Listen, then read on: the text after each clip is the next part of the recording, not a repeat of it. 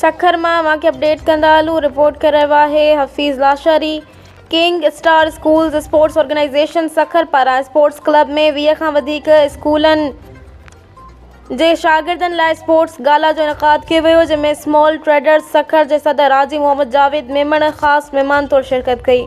और मौक़े ते ॿियनि महिमाननि में director sports Ikhlaq Memon, deputy chief warden civil defence Sukkur doctor Saeed Ahwan, master Abdul Razzaq Rajput, Azam Shaikh, madam Muskan, Mohammad Bilal Soomro ऐं ॿिया शामिल हुआ। और मौक़े ते ख़ासि महिमान हाजी मोहम्मद जावेद मेमण चयो त सोशल मीडिया जे तरफ़ां तूफ़ान में शागिर्दनि लाइ रांदियुनि जूं सरगर्मियूं मुनक़िद करणु साराह जोॻो ऐं क़ाबिले तारीफ़ आहे।